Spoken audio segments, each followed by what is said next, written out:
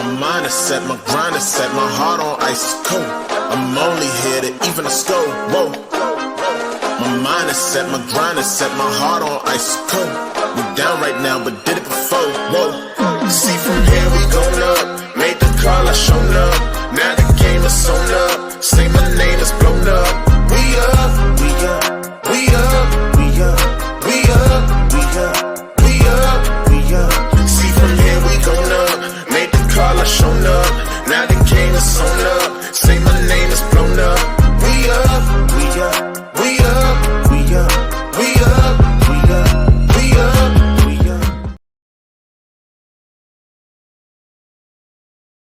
What up, Night Nation, and welcome to the United Ones podcast, episode number 89. As a reminder, we're the only podcast that features a former UCF national champion, former UCF radio host, an ESPN analyst and hoops player, an infamous rapper, our resident influencer and IG star, shooting the breeze, talking UCF sports. Remember to like and follow us on YouTube, IG, X, and all of the other things, and check out the 70-plus teams and conferences on the College Huddle, the Big 12 Huddle, etc. In fact, if you've been following along with the Big 12 Huddle, we will actually have some more content coming back out your way. But we've got a great show for you. If you notice, I'm a little bit more tan. I'm back from Costa Rica. My lighting is terrible because I don't have my home studio, but I'm excited to be back. And guess who's joining me this week? No, bro. What's up, bro? Hey now. What's going on? Let's get that patented hair flip, bro. It's been a minute. All right, awesome. Last but not least, but always last, we have some other folks that should be joining the show here shortly. But for now, last but not least, but always last, Josh Lazar. Well, I mean, if I'm the first person in, am I really last? But you're not. But I am. I was the first person in, and then it was Nobra, and now that's you. So that's three. The typical people who are always on camera until you want to slide him on screen when he's eating a sub. That doesn't count. Yeah, well, you know, he's the best hair on the show, and obviously you're hiding yours choices. So yeah. So, but lots of stuff to talk about this week. We've got recruits on campus this past weekend, so that's super exciting. We got some new 2026 verbal commits to talk about. Baseball has some movement. We've got some folks coming in from baseball as well, so it's exciting to talk about that. That lawsuit that we've been talking about with NIL has passed. So we get to talk a little bit about what that means as of July 1st. Mike Bianchi, our local sports personality, I guess that's how I'd say it. Curmudgeon, sports, whatever, guy who finally stopped turning turncoat on the Knights, had a column this past week talking about how UCF fans should be missing the cow. So we'll talk a little bit about that. The UCF tennis team has some accolades coming its way for next season, so that's exciting. And then we'll get to Alan's Oxymoronic stat of the week, Josh's sometimes funny fact of the week, and a quick update on sports that Alan does not watch. So back to the huge when it comes to that. And Alan should be here by the time we get there so that we can get everybody going. So, Josh, you've been missing. I did the show all on my lonesome unexpectedly last week. What was that all about? What was last week? Everything has been all blur.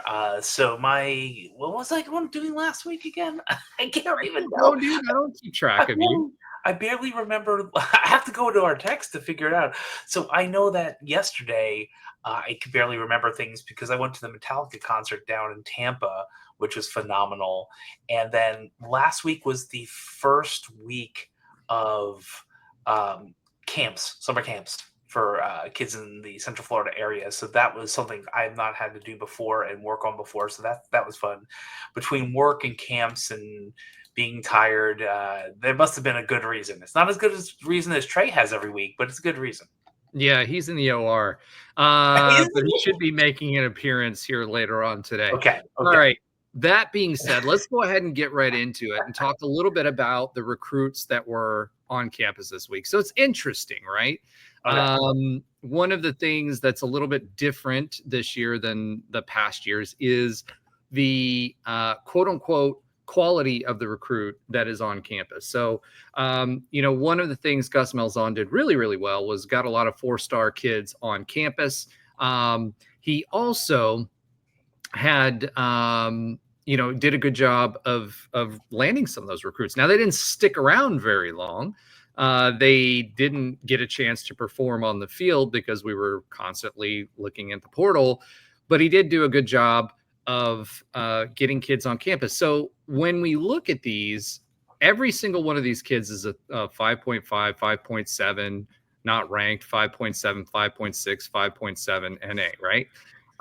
Couple things to remember, folks. One, Coach Frost is looking at this completely differently, right? He's looking for high school recruits that fit his system, as opposed to what Gus Malzahn was looking for was street cred when it came to bringing these kids on campus. On top of that, the kids that we're talking about here, 5.7 in the Rivals hierarchy of stars, is a borderline 4-star. Most of these kids are juniors going into their senior year of high school because they are 2026 recruits.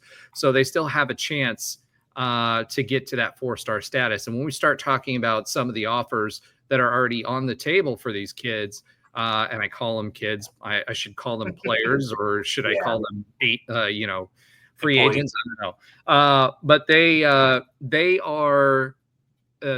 are also going to, elevate up those rankings, because senior year is really where they make a name for themselves.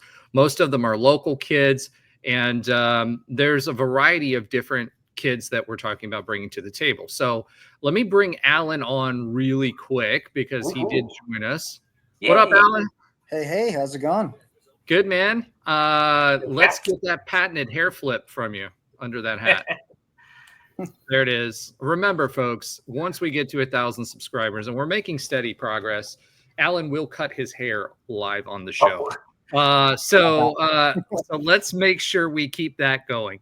All right. So we're going to talk a little bit. I'm going to talk a little bit about the recruits that were on campus this past week. Currently, our commit list stands at 9 players. We did get Dante Carr, which we talked about, and he visited last weekend. But for this past weekend, June 6th through 8th, the first player that I'd like to talk about is Elijah Keys. He's a 6'2", 175-pound cornerback. He's from Neptune Beach. He's got a 5.5 rating. He's a 3-star. So this is a kid who has been around the program for quite a while. He's visited during spring practice, and he ended up committing on March 29th. So he is currently a verbal commit coming into the weekend, but his offer list is actually pretty impressive. South Carolina, ECU, Tulane, Pittsburgh, and the Cows, among others. He had 6 pass breakups as a junior, but will, he will do more in his senior year. So he's from Neptune Beach. They've got a decent program down there, but not as much visibility as some of the other programs that are out there. So he's rated currently a 3-star, but I expect that to come back up. He's a 5.5 according to Rivals. New commit, and someone who was on campus this weekend, committed this weekend, is Kaj Baker. And Kaj Baker is really, really interesting because it reminds me of the mold of a running back when AK and Otis and some of those earlier running backs that we had come to the table under the first Frost era. So might be, clearly we're looking for that scat back type role. I said scat pack because I drive one. So I'm just saying that. He's 5'8", 165 pounds. He's out of Miami, Somerset Academy. He's got a 5.7 rating right now on Rivals, 97th in the state and 11th in the position ranking. So what's interesting about him is, typically when kids are rated as far as recruiting is concerned, it's a combination of how much exposure they have, the program that they come from, and their measurables, right? Just like the NFL, they're going to look at the NFL, they're going to look at your wingspan, they're going to look at your hand size, etc. A kid that's 5'8" and 165 pounds, that's really a kid that's got to have some speed, and he does. He's clocked in the low below 4.4 40s. He's a track star, just like the scat backs of the past that we've had in Adrian Killens and Otis Anderson, Adrian Killens specifically. So I expect him to be used not necessarily exactly the same as AK, but in a similar type fashion in getting space and then getting yards after the catch. Oh, we have a greetings, gentlemen, from Trey Neal. As we promised, he's made it. So he's fresh out of the OR with his hat on. Trey Neal, what's up, bro? Greetings. Greetings. Where's the gentleman? Did we finally talk you out of that? Welcome back to the show, man. Opportune time. Yeah. It's been too long. But we were just talking about Kaj Baker. I don't know why I keep saying Barker. New recruit, just running back, who is a speedster, 5'8", 165 pounds. Now you played, and we're expecting a similar type of role to what AK had. So you played against AK and Otis Anderson and those guys. As a defender, what made them so difficult to defend, other than getting them in space and hitting the jets? But what do they give us, that type of player give us, that another type of traditional running back might not? Yeah, I mean, you hit on it with the the game-breaking speed. Obviously, you'll take it. But for me, what made it difficult is football is typically like a big man's game. Everybody's 6, just huge athletes. O-line, I mean, our O-line was big, 6'3", 6'4". They could hide so well behind their blockers. It just made it hard to kind of see where they were at. Like AK would be behind the O-line, you couldn't see him, and he's fast enough. If you don't catch him fast enough, he's out of there. Same thing with Otis, and Otis obviously he wasn't AK fast, but the acceleration just as accelerate. He could get top speed quickly, and he was extremely shifty. So I think that's what made it difficult for those smaller guys. It's just you just can't see him, man. It's hard to see him and navigate through all the traffic that's already hard. They can just hide, and they can get through creases that most, a guy like Bowser, was it Bowser? A few years ago, he can't squeeze through those holes. He'll hit a lineman in the back. Those are the things that those smaller players, that's an advantage to them. Now, the disadvantage is you get a good hit on them, they're going to go flying. But that's just the trade-off you have to take with it. Yep. And they, the interesting thing from a defender standpoint, we both played defense, is it really puts a lot of pressure on gap integrity. Yeah. And it makes you and discipline. And then it also allows you to go around the edges. That's one of the things that if they're plugging up the holes in the middle, then a kid like that's going to go around the edge and he's going to dust you, whether it be a jet sweep that we saw back in the day, or dumping it off for a short pass to the edge to get him where he needs to be, whatever. So what it gives you the ability to do is, if we've got folks like we do now that are great backs, in between the tackles, and you've got a relief valve, because again, when we played a lot of 2-back sets, and we were really, really successful with 2-back sets.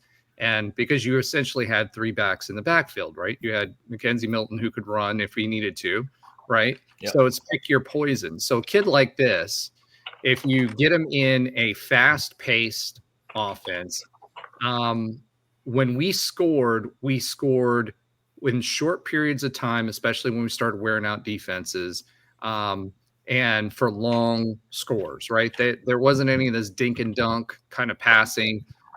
We either hit a long bomb with Mackenzie Milton, or we got it out in space to someone like AK, and he took it for 50, 60, 70 yards.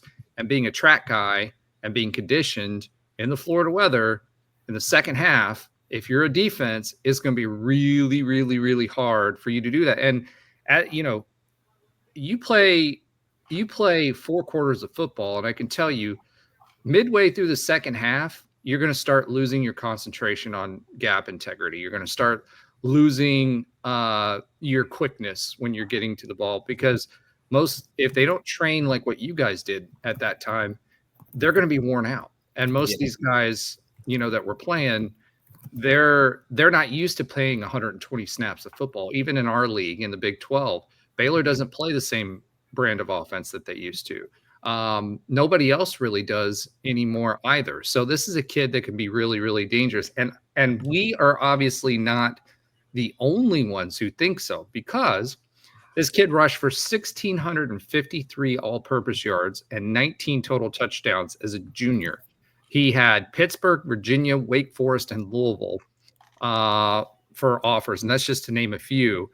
This is his first official visit, and he committed verbally to the Knights. Now, we all know he's rated as a 5.7 3-star, which is borderline 4-star. With his size, that tells you the type of talent, let alone that he's coming out of Miami, but the type of talent that we're talking about with a kid like this. And if you're wondering why I'm talking about him more than Elijah Keys, is because Elijah Keys was already committed.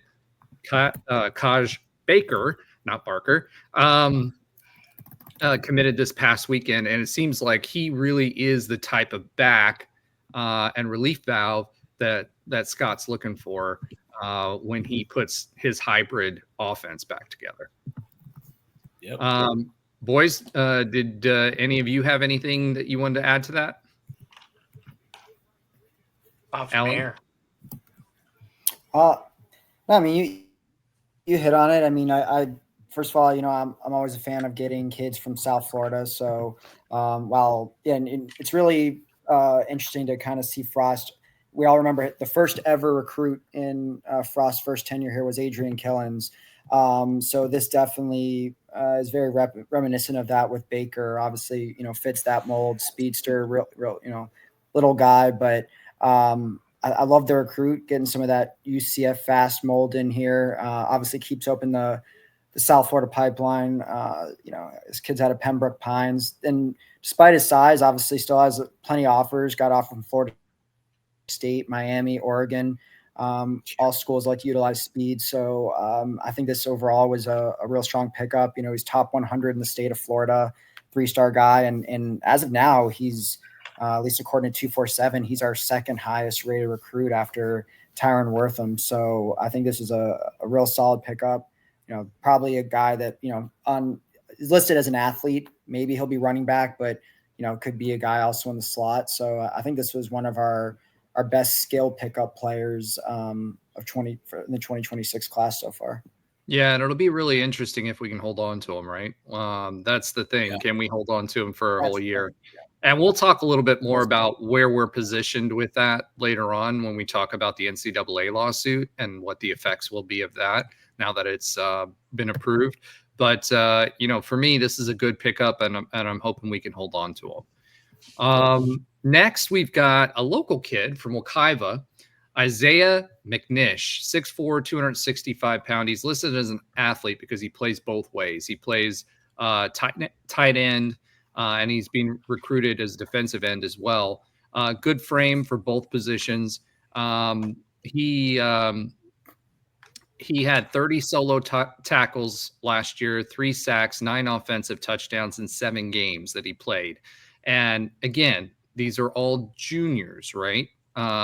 So they're dominating in their positions as juniors. So his offers included, and it's crazy because he's not ranked, which is crazy by rivals yet, which means he hasn't been to camps, etc. But he still has offers from Pittsburgh, Michigan State, Georgia Tech, Missouri, and Q's. And this again was his first official visit, and he verbaled on his first official visit. The difference is this kid has been on campus numerous times. He's been here for unofficial visits. He's been here for all those kinds of stuff. And he said that he was waiting on the UCF offer to commit. So kind of interesting that he plays both sides of the field and was pretty successful in both. So he, it'll be interesting to see. He's primarily a defensive line kind of guy. And that's where we expect him to slot in, but a good pickup nonetheless, and a hometown hero, which we need to continue that that progress, in my opinion.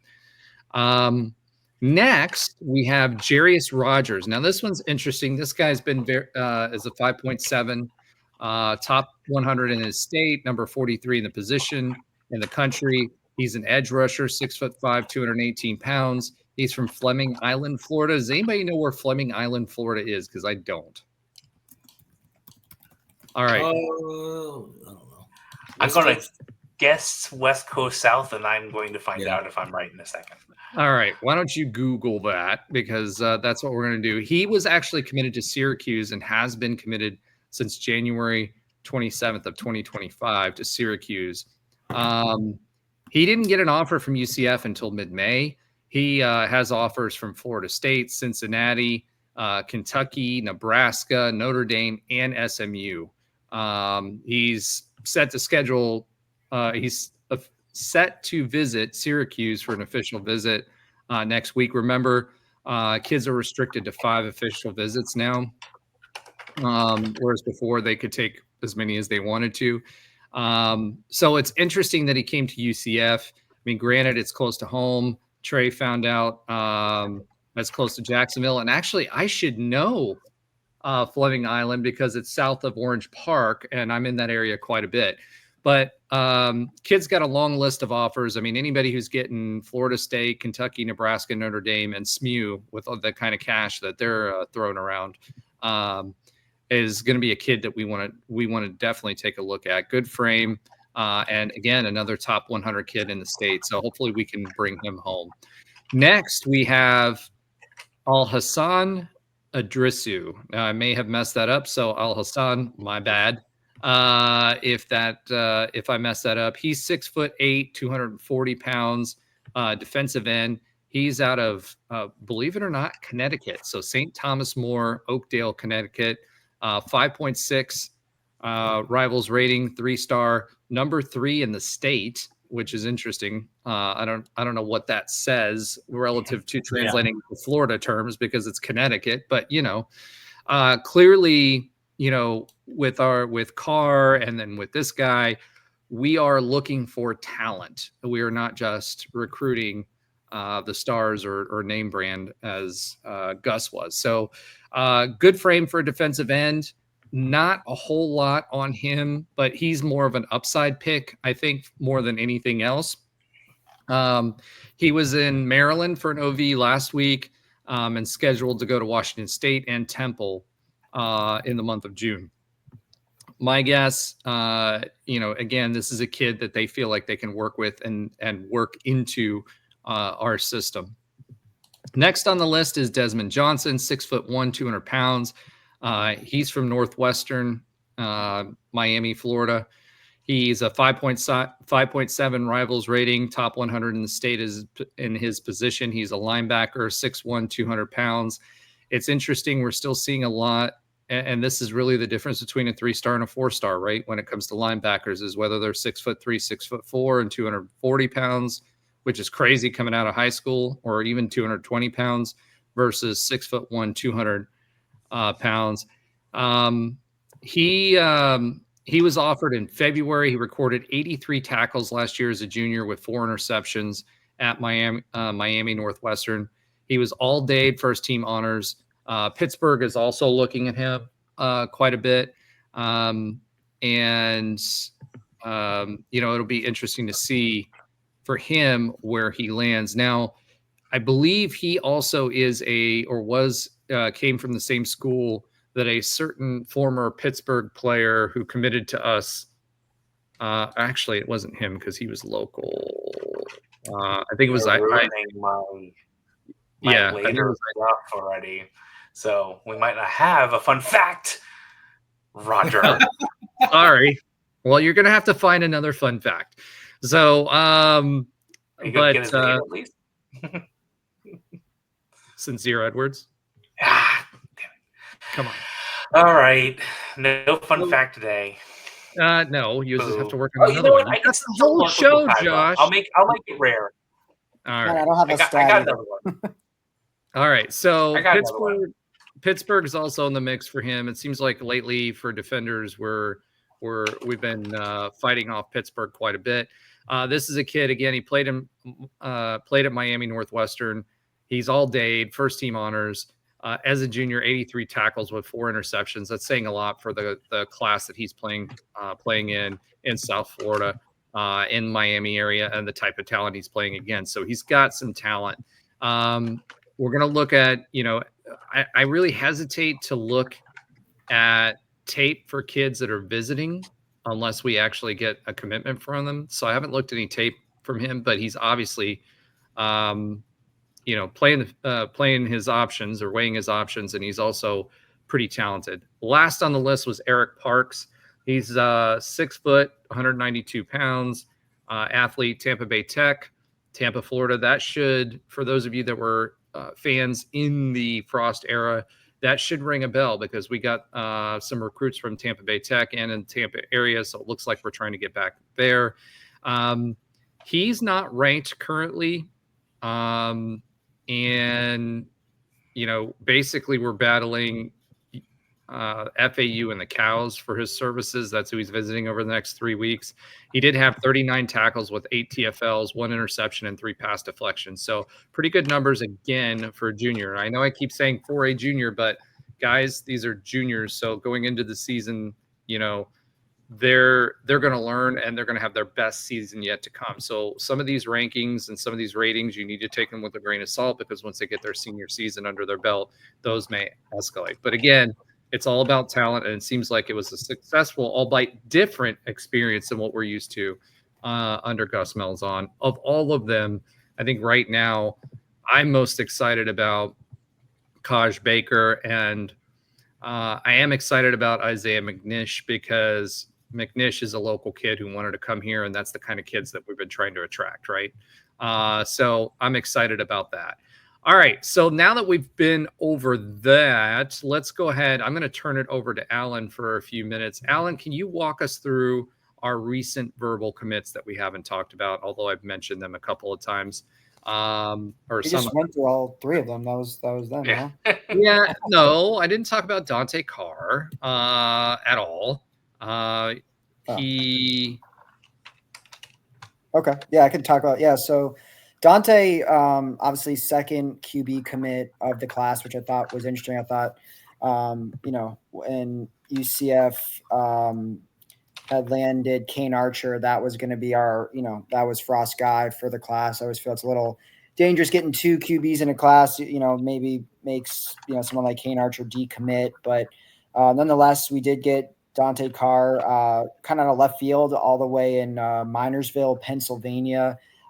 He is not ranked by 247. He is ranked in the composite rankings, but not in their like solo rankings, but he's given a 3-star. Not nationally ranked. He is, I guess, a top 30 person in the state of Pennsylvania. Not as reputable as other states, but still is not getting a ton of attention in recruiting. Most of his offers really were FCS outside of a couple small ones, Coastal, Army. And then he had Rutgers as his lone Power 4 offer outside of UCF, of course. So he's definitely a dual threat guy, but most of the damage that he did last year was on the ground. He had over 1,200 yards rushing, but I think he only had about 1,700 yards passing. So dual threat, but seems more like a run first guy. Wasn't really super flashy, but apparently really connected with Frost. An interview I saw that Brandon had with Dante, said that Frost personally called him like 4 or 5 times.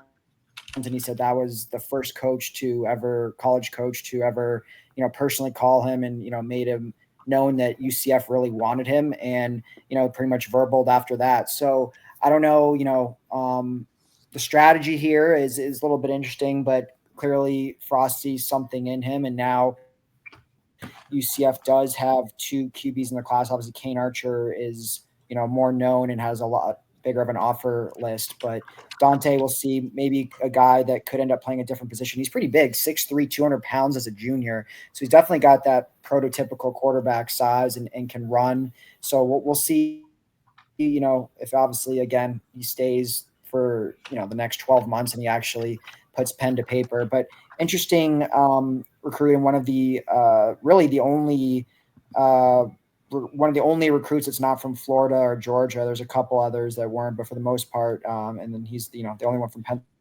Well, I think so. We'll see what happens. He's got the size. Yeah, I think to your point, the way college recruiting goes these days, and you saw this the last few years, especially with the way NIL has been, schools kind of wait until another school, quote unquote, discovers, especially power school discovers someone. Then they'll start checking them out. You'll see offers rolling in. And then, it's usually a dollars and cents kind of conversation. But with us being early with him, 6'3", 200 pounds and a dual threat quarterback, especially with wheels, that's solid.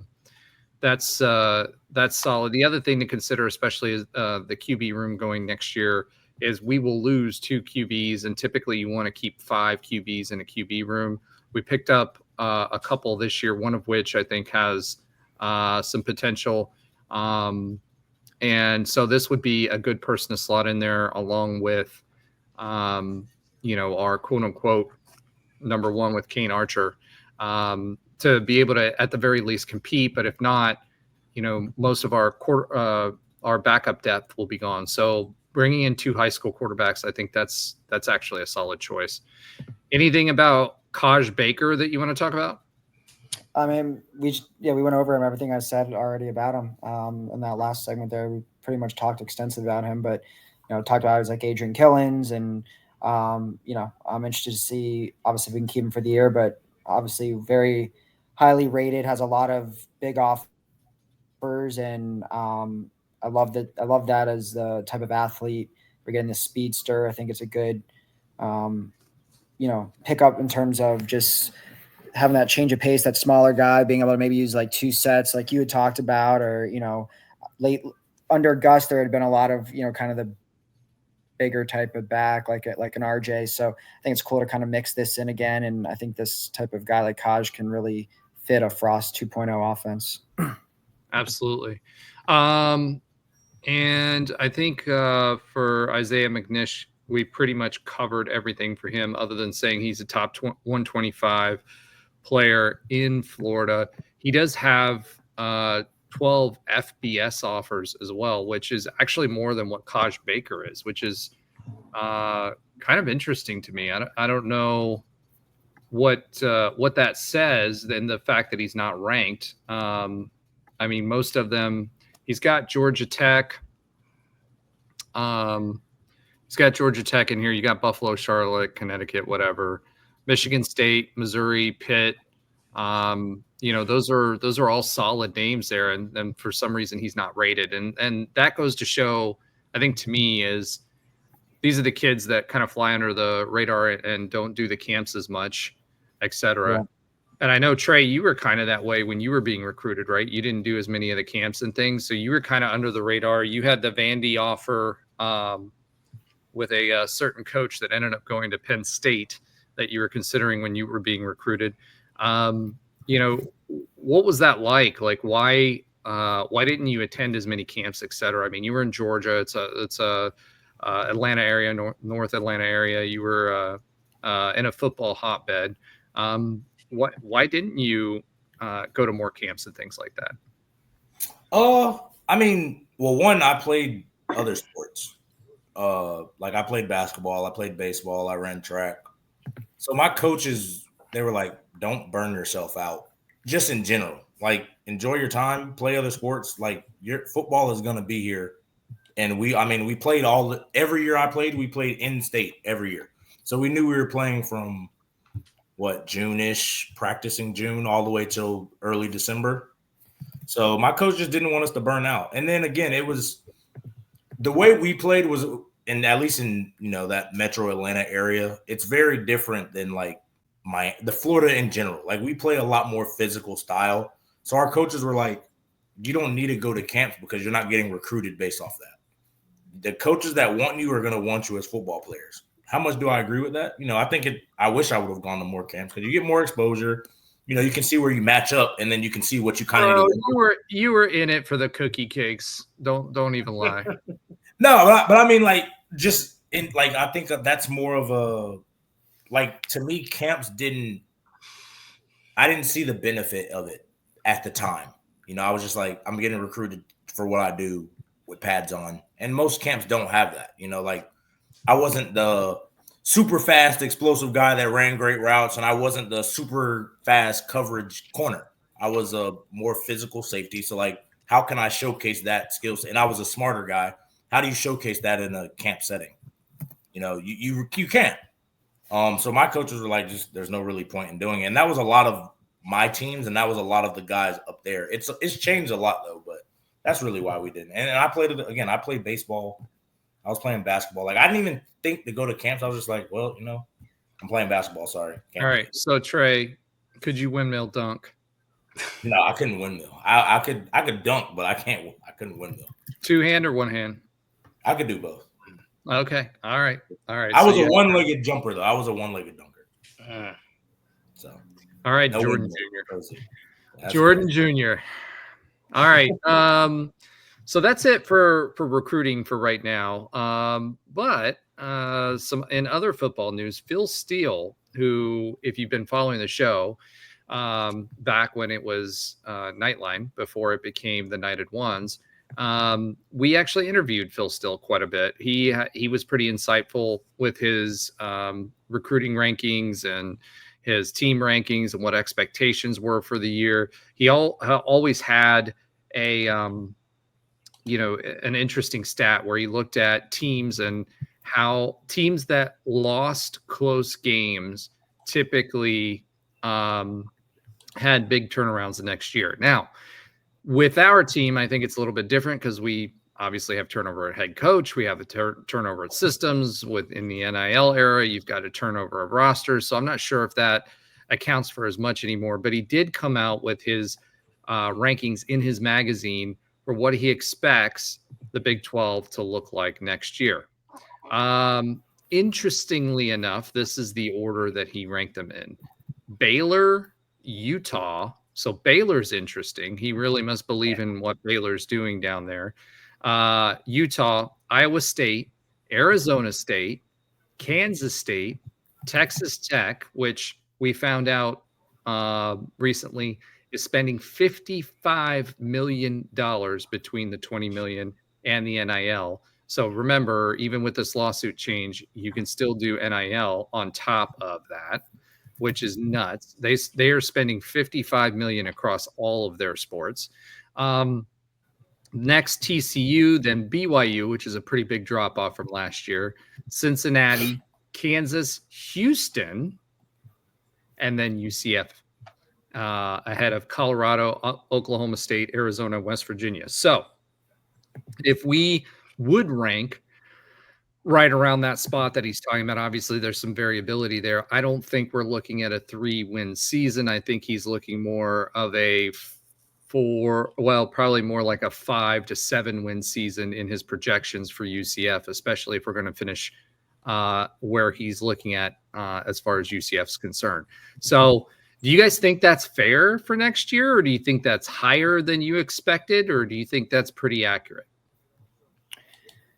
I mean, I think anything is on the table for UCF football next year. I think having them, what is that, 12th or whatever, whatever that is. I mean, it's completely fair when you talk about last season and all the hype it had and all the, it was a senior Latin team with supposedly, the most talent we had in quite some time, or at least in the Gus era.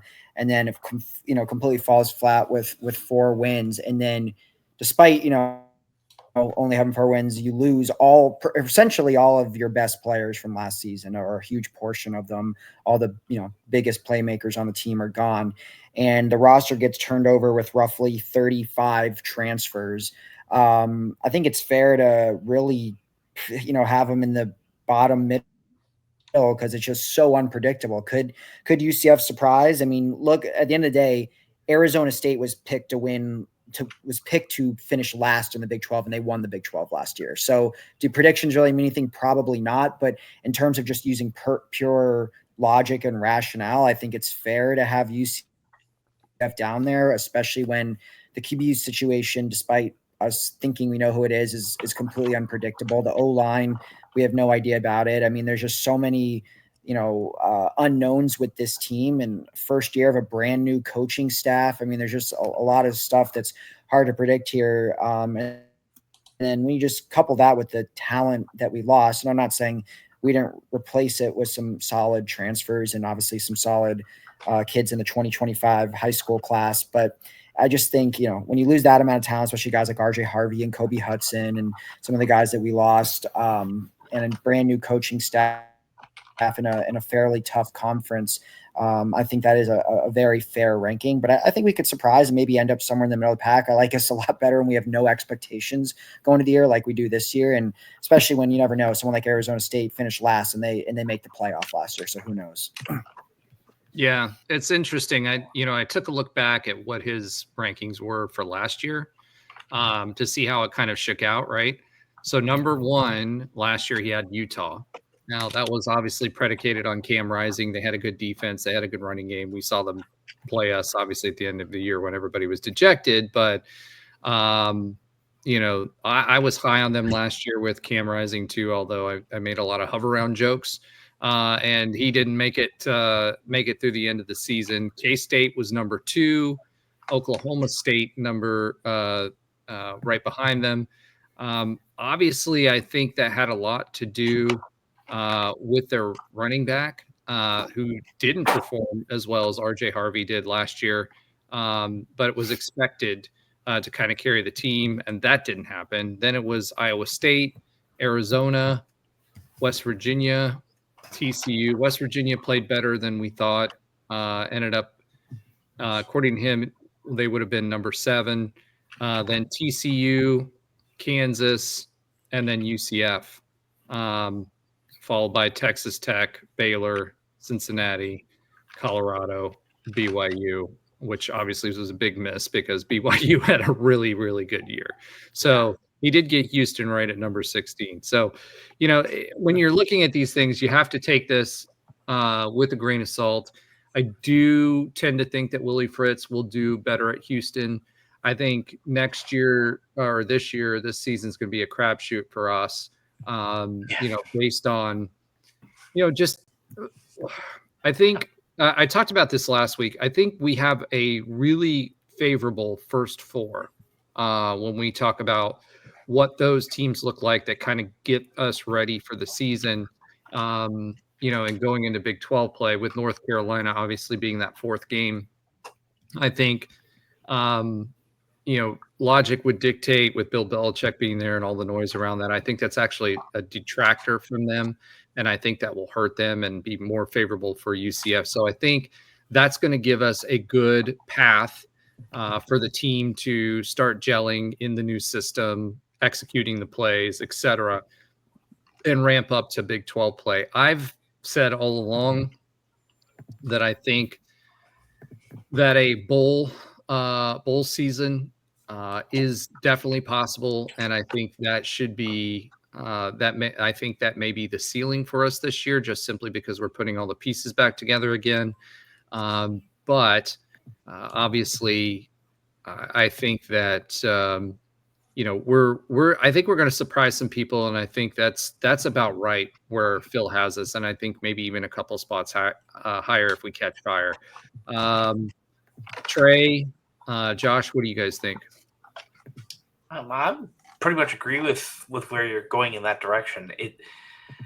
We're kind of, as a fan base, being told to temper expectations. It's not direct, but things like, we're not going to go undefeated. Obviously, I think that's a reasonable expectation from almost every team in the country for the most part.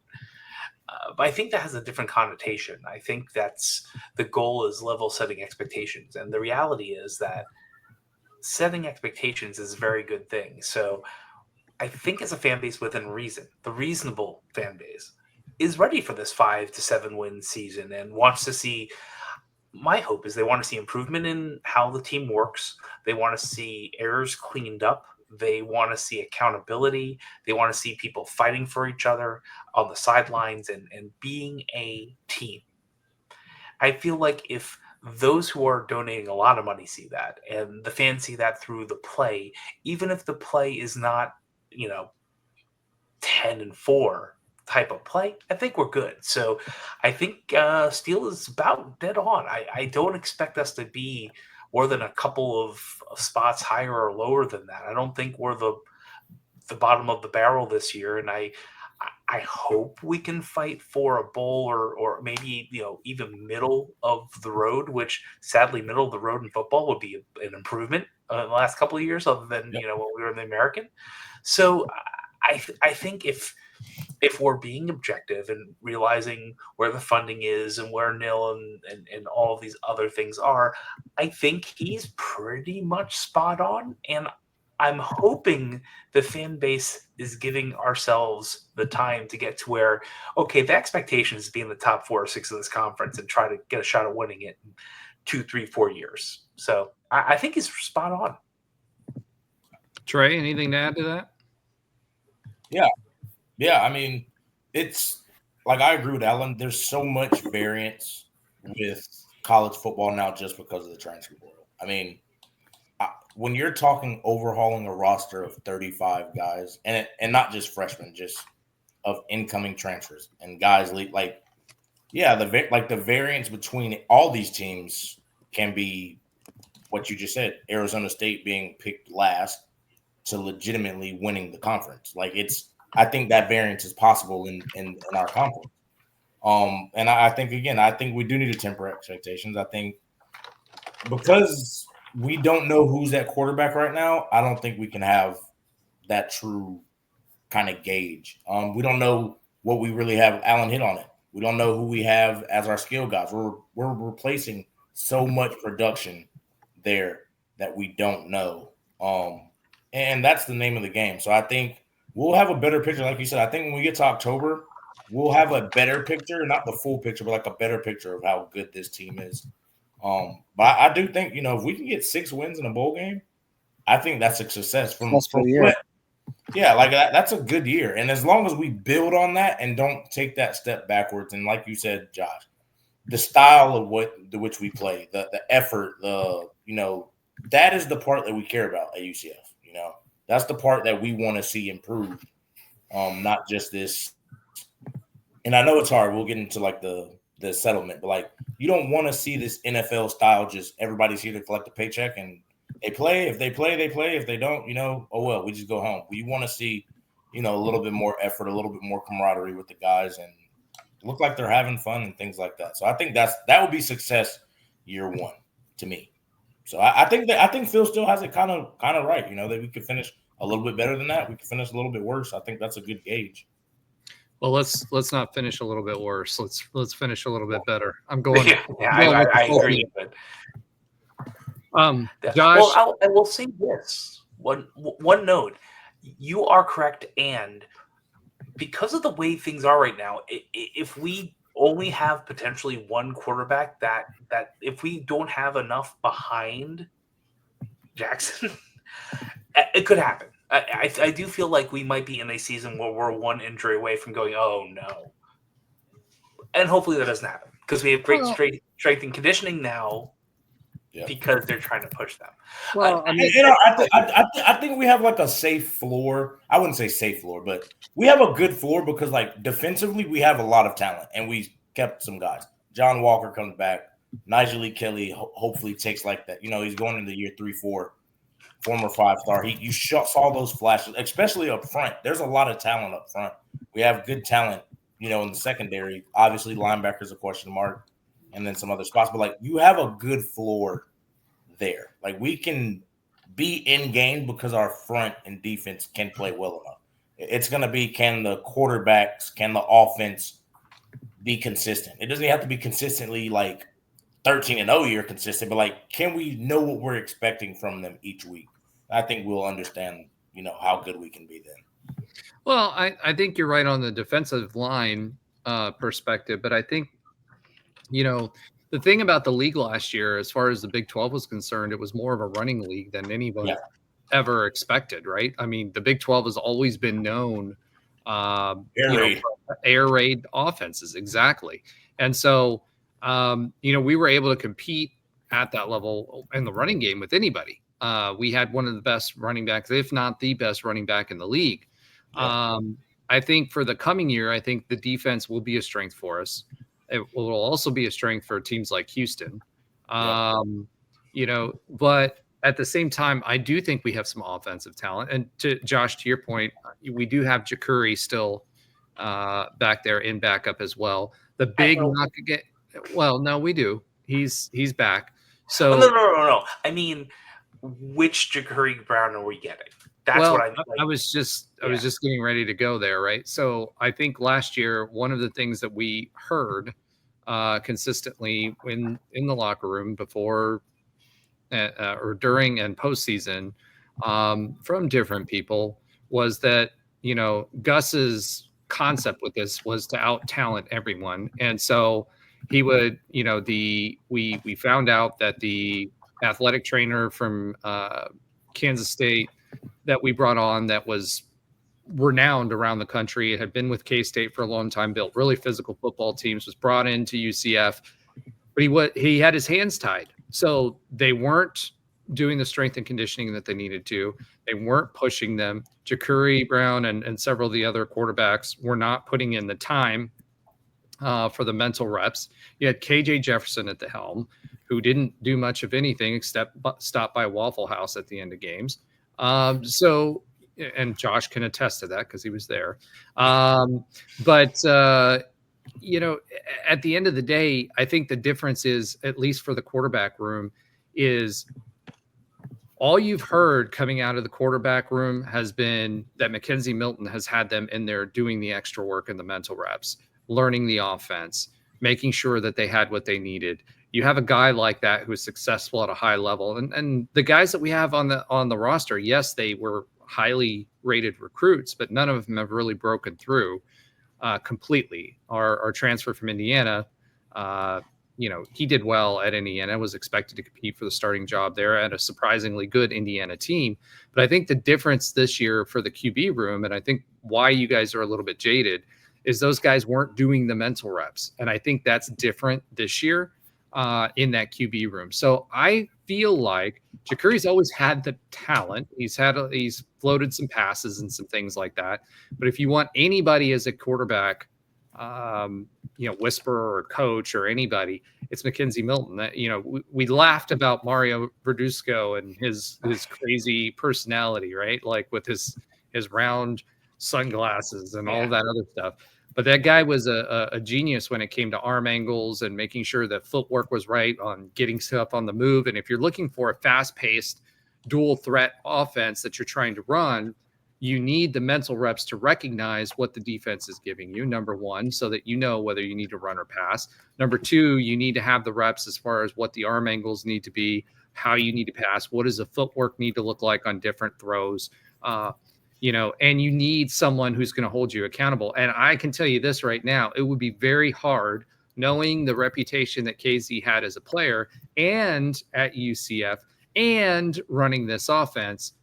No matter what, if you're playing for an NIL payday or if you're playing, to actually win at the school, at the end of the day, there's nobody that you could learn from that's better than KZ when it comes to understanding what you need to do with the football when you have it in your hands, reading the pre-snap reads, and doing the mental aspect of the game, and then combining that with the physical aspects of the game that you need and to run the type of offense that he runs. So I see a lot of last year, I think Tre mentioned this. We had the most talented team on paper that we've ever had at UCF. Unfortunately, we didn't have the coaching or the culture behind it that would make them successful and enable that talent to play together as a team. I think that's the difference for this year.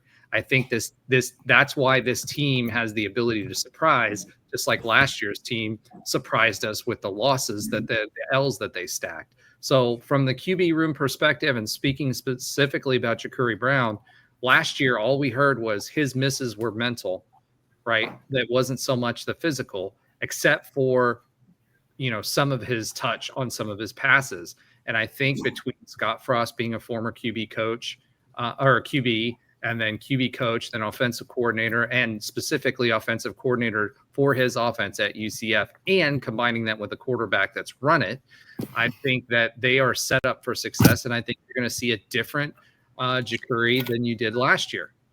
and that's just my opinion on it. I think we're all kind of how should I say this?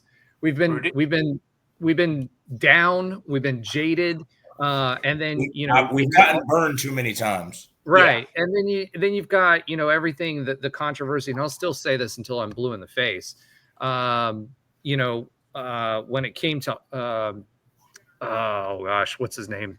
Quarterback. No, JR. Casanellos. No. What year are you talking about? How long ago? The guy, oh my God, JRP. We got it at the same time.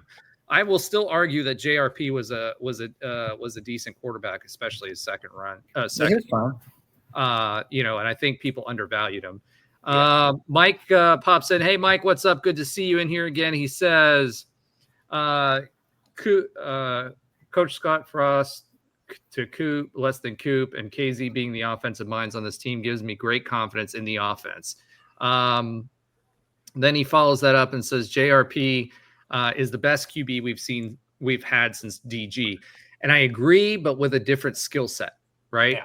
So obviously DG was a guy who could pass a beautiful ball, but didn't learn how to run until at least until Oklahoma, right? And he didn't learn how to do that because he didn't really have to. And then when he got his shoulder hurt, then that was against Louisville. He was out for the rest of the season on purpose, right?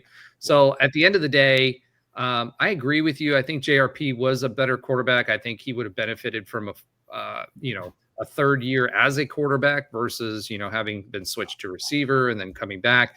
He had the type of, I actually would have liked to seen JRP in Frost's offense. That would be interesting to see how he would have done. And with the strength and conditioning coach that would keep him on the field. I think out of the problems. Well, it wasn't just the strength and conditioning. JRP had a nose for the football, sometimes in the wrong way. Fair.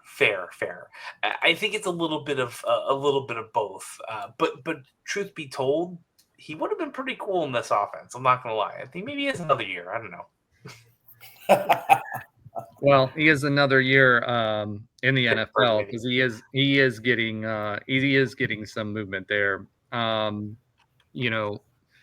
That's interesting. Mike says we always compare to KZ, but he truly is just a taller KZ. Now, Mike, I think that might be a little bit too far. I think that KZ was better.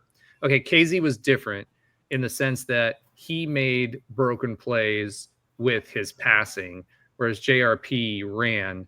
And so the problem with that is we had such good running backs and we were running so much because it was an unbalanced offense. Whereas, believe it or not, when KZ was playing, we were more of a balanced offense. Oh, yeah.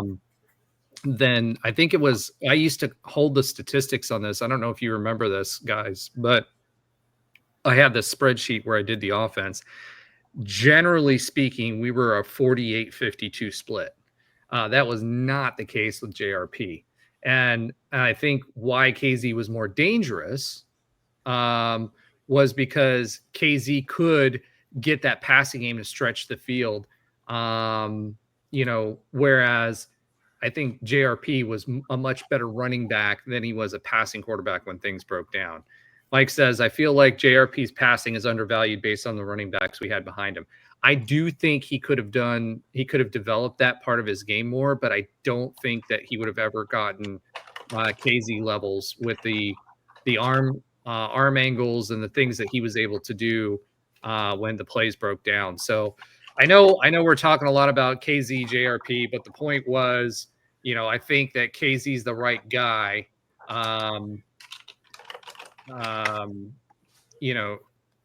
KZ's the right guy to give kids like Jakuri who needed some help with the mental reps and reading the offenses and the ability to, understand the arm angles and the footwork needed to play in this kind of offense to make it work and to really push people down the field and break open the defenses. I think that he's the right guy. And that's why I think that, I think that between Davy, Kane, and Dante, and all of these guys that we have coming in. Kane obviously won't be. I don't think he will be a huge difference maker this year, but I think we've got the guys in the room that can learn and use those physical skill sets that are larger and taller and bigger frames than what KZ was to be able to become successful here. And I hope I'm right.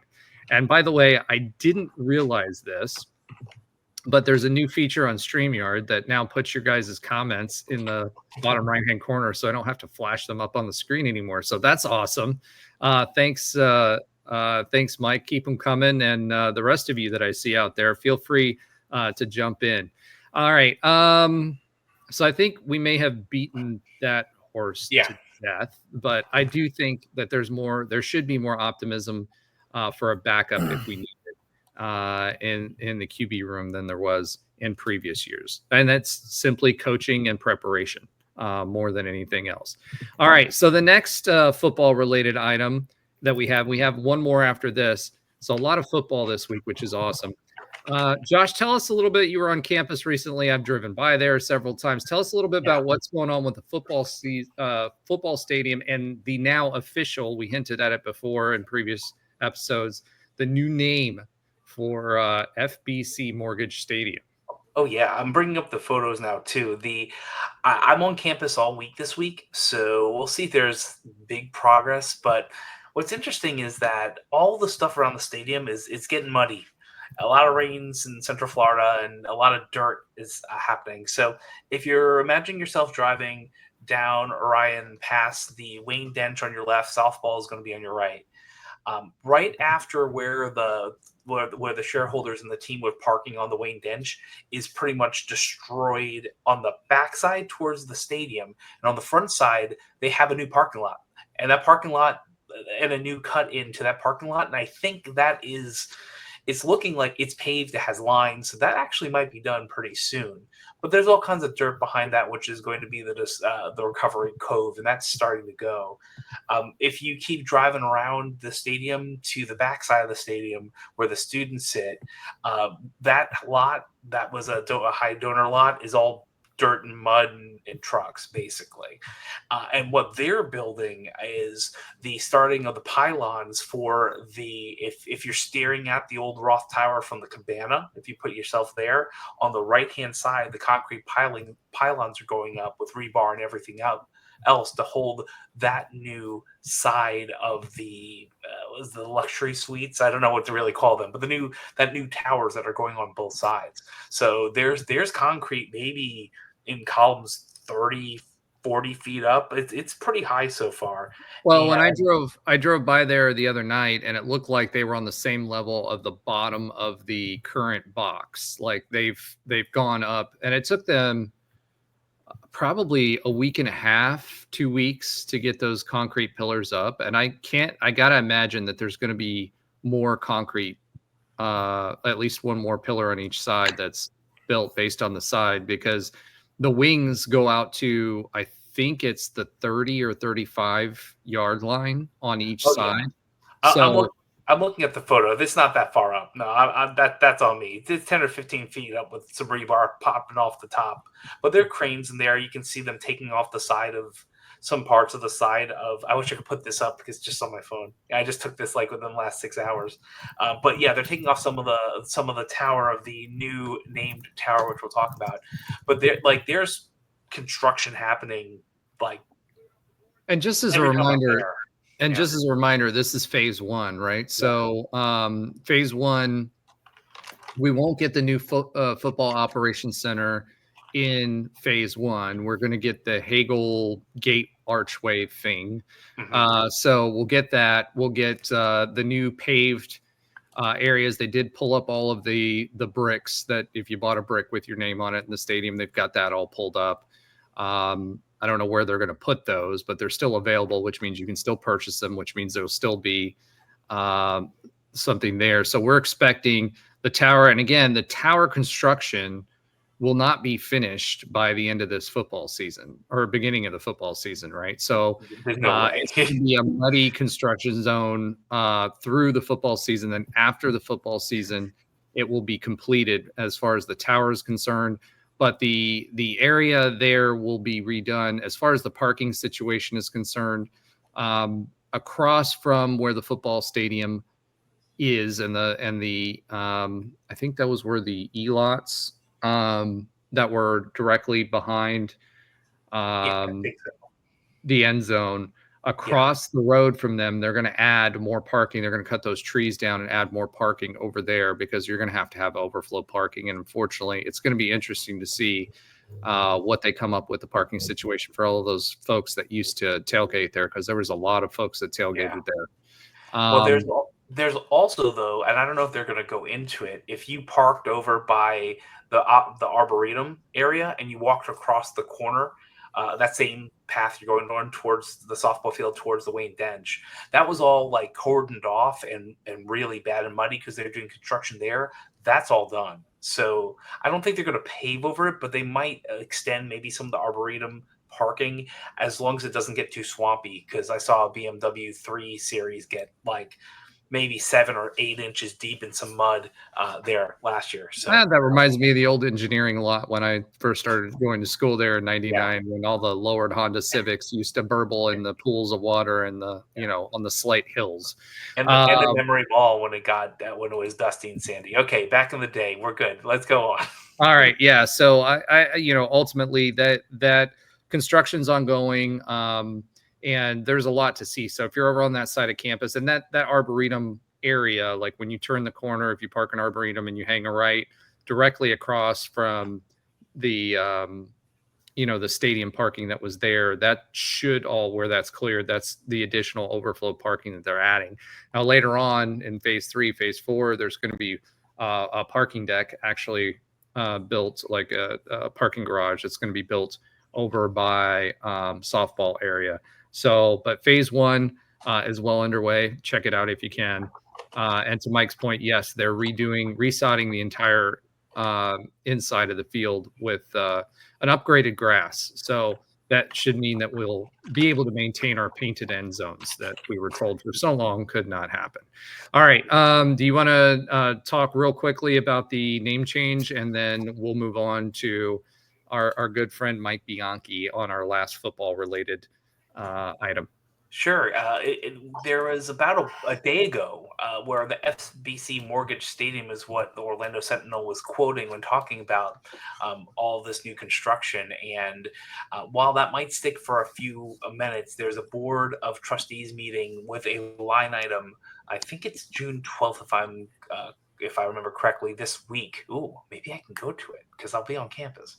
We'll see about that. Anyway, the new name of the stadium, because Acrisure Field is in Pittsburgh, formerly Heinz Field, which is what most people remember that is. So it can't be Acrisure. Acrisure. Acrisure, thank you. At least you paid enough money. We're going to get I wanted to see how many times you stumbled on this before you got it right. You could have let me keep going. It would have been the bit. Acrisure, Acrisure Bounce House, if passed by the board of trustees, should be the new name of our stadium. What do you think about using the Bounce House formally in the stadium name when it is tied to a marketing business partner and not, the 2020 season when 3MG and Roof Claim weren't allowed to do it? I don't know, but that's going to be a long name on the side of the tower. So thankfully, we're going to have a wider tower. But I mean, we could just call it the ABH Stadium. I don't know. I don't know. Yeah, Mike says he thinks it's better than FBC Mortgage Stadium. I don't know, man. We always just call it the Bounce House. Yeah. And I agree with Mike. It means the name will always be the same when the sponsor changes. I actually agree with that sentiment. Yeah. I didn't even think about that, but because I just think about it is it's always going to be the Bounce House. That's what visitors know it as. And I think even if eventually we go to a concrete stadium in my lifetime, which we probably will, because the lifespan of the stadium, I think, was only 30 years, right? So, yeah. And you're optimistic with the life expectancy. I like that. That. Well, lifetime is happening. That's what it was planned for. No, I'm not talking about the stadium's life expectancy. Well, what are you talking about? Our life expectancy. Oh, our life, dude. Listen, that was 2007, right? So you do the math. I'm planning on living a lot longer than that. I don't know about you, dude. Good. And Trey definitely will be, and Noah 100% will be, unless he keeps eating those burritos off camera. Yeah, so Mike says, so when we get a new stadium, when we get into the SEC in 2036, it all lines up. I absolutely agree. I would love that.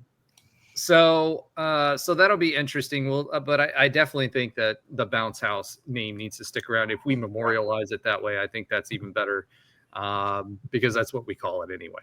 Yeah. All right. Last but not least, on the football, Mike Bianchi, our favorite Orlando columnist, who's the only one who's survived for the past, I think, 35 years as a columnist here, He came out with an article, and his article was that UCF fans, exactly, air quotes. He said that UCF fans should be missing the cows. So let's talk about that a little bit. Should we be missing the cows, or should we be missing a rival? Because our rival has changed over the years. Several times. I mean, there was, going back to ECU was a rival for a long time. FAMU was a rival at one time. What was the noise penalty game? Troy State. I'm sorry. Was it Troy State? I wanted to say it was Troy, but Troy State was. Yep, there it is, Troy. Let's not forget about the Thundering Herd, or the Thundering Turd, as we used to call them back in the day. But there's been lots of my point with all this is UCF, because we've moved conferences on average every 8 years, right? Moving up the ladder, we've had a lot of different, of rivals, right? And yes, the cows were a rival with us for a long time. They're sort of the same. They were the same size as us when we went to school, or when I went to school there for my bachelor's degree. That changed when I went back for my master's, but they were the rival. You had the infamous phone number, you had all this other stuff, and Mike says it's been Cindy since we killed the cows in 2018. I agree. That's the thing. I don't think it's been a rivalry. I think Cincy hates us. Cincy fans definitely hate us.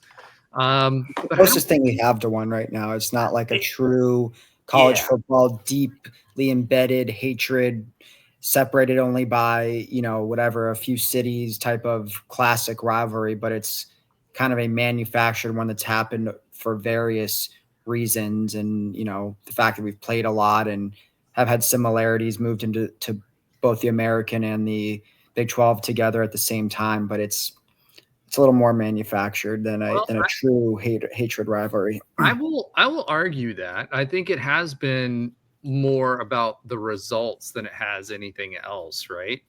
Which is only one component. I feel like it should be a lot of times like the best rivalries doesn't matter the records. It doesn't matter what you did last year, the year before, the next year. It just matters beating them. And I don't think Cincinnati feels that way to me. Like from USF, our side or their side? Well, I'm only talking about our side. I don't really care about their side. I'm just saying. Wow. All right. There you go. I mean, maybe we do. Okay. That sounds like a rivalry.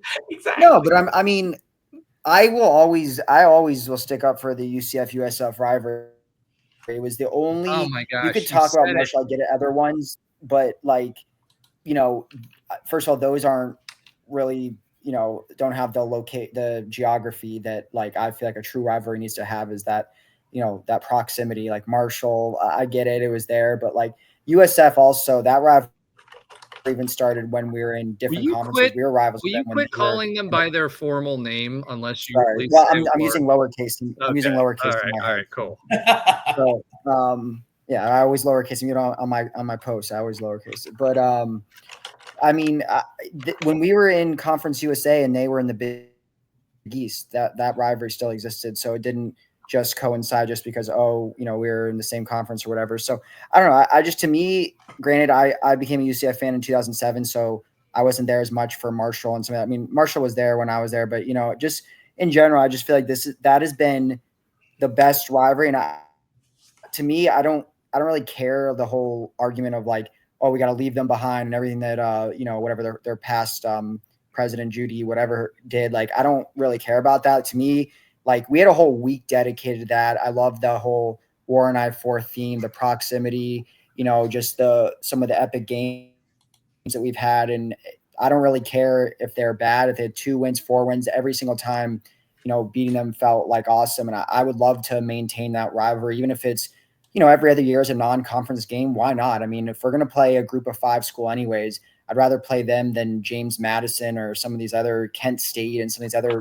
teams we're playing. It's more exciting, and it will always have the location factor no matter what conference we're in. So I'd love to keep that. I mean, to me, it felt like the only true rivalry. I mean, it had a name attached to it. I mean, it had all of the key elements you want in a college football rivalry. And I don't think anything has come close to that, whether it's Cincinnati or some of the other schools that we've considered rivals. Top of that, outside of maybe ECU, Memphis, a couple others, we've played USF almost as much as any opponent in our program's history. So I'd rather keep it going. And if anything, it adds more juice that, we're in a better conference. It's just another thing to make fun of them for. So let's do it. Let's bring it back.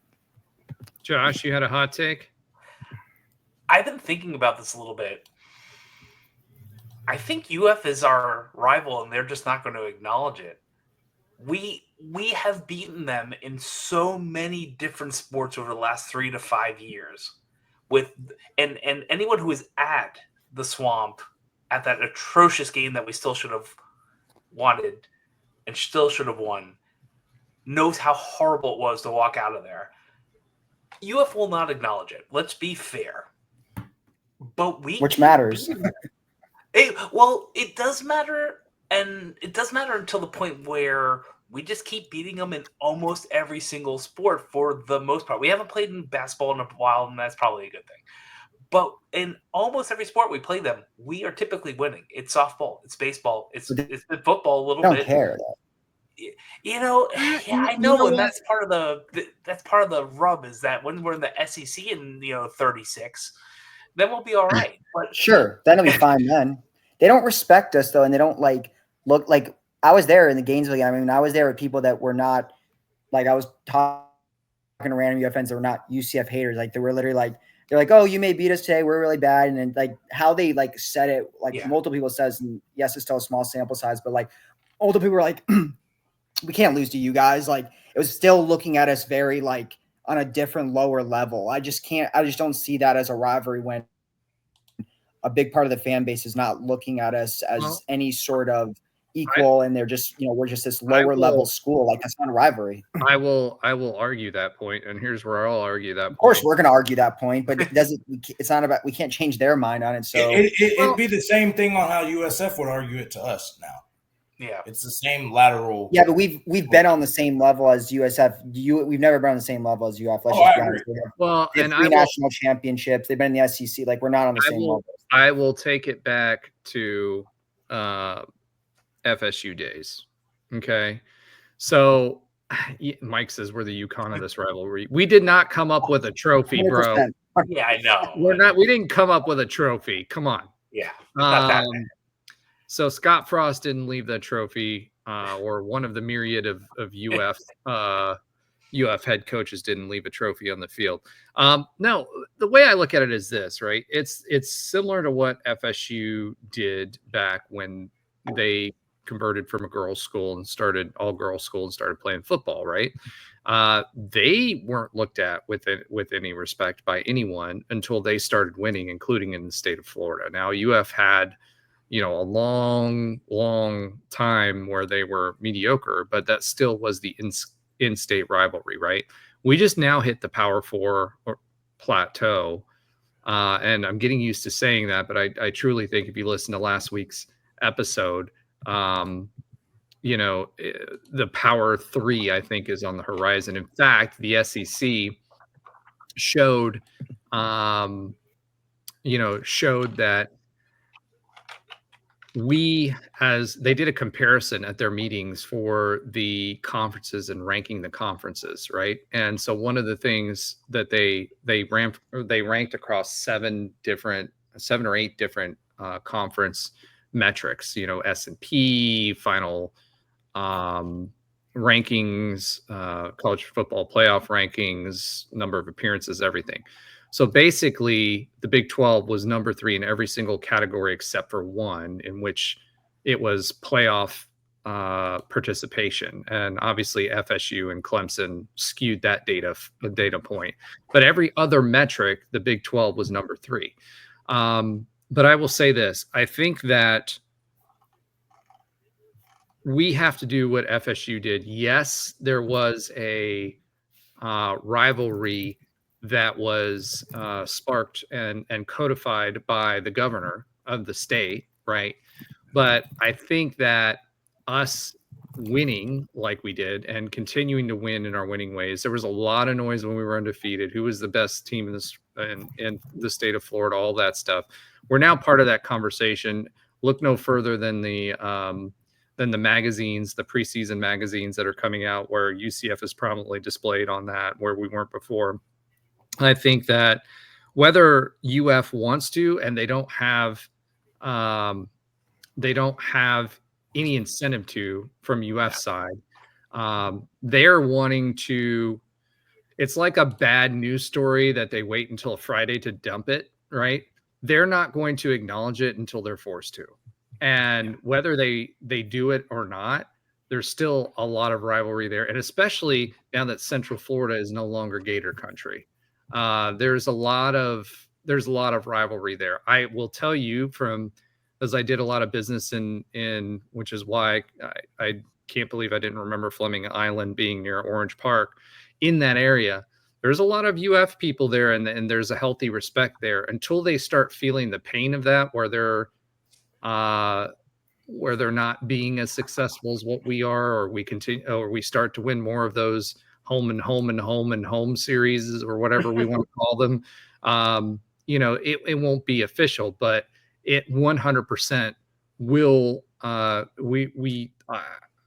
They're already avoiding us. Let's just put it that way. And they're avoiding us because they know what we will be. Once the football program gets its ducks in order again, are we going to be FSU right away to them? No. Is it going to take years? No. But we also have, yes, but I don't think it'll take decades, because we just have to make enough noise in the college football world that it makes sense no matter what. And they'll always scream the SEC is a better conference and all this other crap that they'll spew. But if they get put down as not the best team in Florida, and it's not FSU, and it's UCF, that'll change pretty quickly. I think it already is, because you're seeing them avoid us as is. But so I guess my question is not yet. I agree. They're not an official rivalry just yet. It takes a while to establish those. We also have to play in football, which doesn't happen. Yeah, ultimately, I mean, we can talk about all the other sports, but what makes these rivalries is, one, it's location, football. And 2, it's you have to play. And there has to be I would think USF was our last rival. I don't consider Cincy was. Granted, I didn't play in these further games where the games have been more heated. Didn't you play against them and beat them in a rain delay or something like that? Yeah, the game ended early or something. Yeah, and then a couple of years before that, they Gunnar Kiel broke the record. Those were games we played, but it wasn't I truly remember preparing for those USF games. There were guys on our teams who were I know these guys, I grew up with them, blah, blah, blah. We have to beat them. That's a rivalry right there. That's what makes it the rival in my eyes. That's if you think of the big rivalries just throughout college, Auburn, Alabama, close quarters. Georgia Tech, close quarters. Michigan, Ohio State, close. Those are mostly those kids grow up playing. If not together, those are 100-year-old rivalries, though. We we don't have that opportunity. I think the one thing with Cindy that's in their favor is the fact that they actually they had an undefeated team that made the playoff. They started winning in the AAC towards the end of it, right? It was us versus them. And that was the way it was in the Cows when we were in the American, right, for a while. So I think the Cows history is deeper. I think the problem for the Cows right now and maintaining that rivalry as a rivalry is what the Cows did to make it a rivalry for us was disrespect us both on the field, but also they actively did things to hurt the university. Cindy isn't doing that. But I can tell you this right now, Cindy fans, and remember, my family's from Cincinnati area, and we have some alum within our family. Cindy fans absolutely despise UCF because they see us as the legit rival to who they are, right?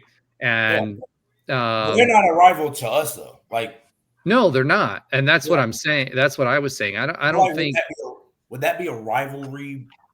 Like, I think it's perceived by both sides. Both sides, correct. We can't say we don't think Cincy's a rivalry, then be like, oh, UF's a rival, because they don't perceive us as a rival. Yeah. Like, I don't think we have one right now. I don't think I don't even think the Cows. I don't even think the Cows would be at this point. Like at this point, no, they're not anymore because we don't play them. Yeah, but well, not even that. Yeah. Like they just aren't. I hate to say this way because I'm starting to sound like a Cow fan back in the Big East days, but they just are not capable of playing at our level right now to make it a rivalry game. I don't know. Last couple of years, we might not have beat them. But Roger, that same thought process is what Florida and FSU have towards us. Exactly. They can, and even to some extent, Miami. Do I agree? No, I don't agree with any of it. But like that's how they look at it. No matter what the stakes are, there's always a reason why. If they win, y'all aren't good, or if they lose, like that's just how they look at it. And I think that's the issue too. Like Florida doesn't look at FSU as that, like the way they look at us. Granted, but they've also been playing for 30 some years, and whatever. That's my point with UF is, I think they're avoiding us because they know we can hurt them, right? And I think that we, to Bianchi's point, which is where we started this conversation, I think we are missing the rivalry atmosphere, right? So, we got up for the Cows game because of the history that was there. No matter what, even if we weren't good, even though 2017 was amazing, and that Mike Hughes return was amazing, right? Like that's the stuff. That's the stuff rivalries are made of. Yeah. But I think that. I guess I look at it out of a different context and lens than what you do, Alan, because I think about all of the other rivalries that we had and we just outgrew them and moved on. And I feel like that's the same. We did outgrow them. You're right. I think that's the same thing with the Cows.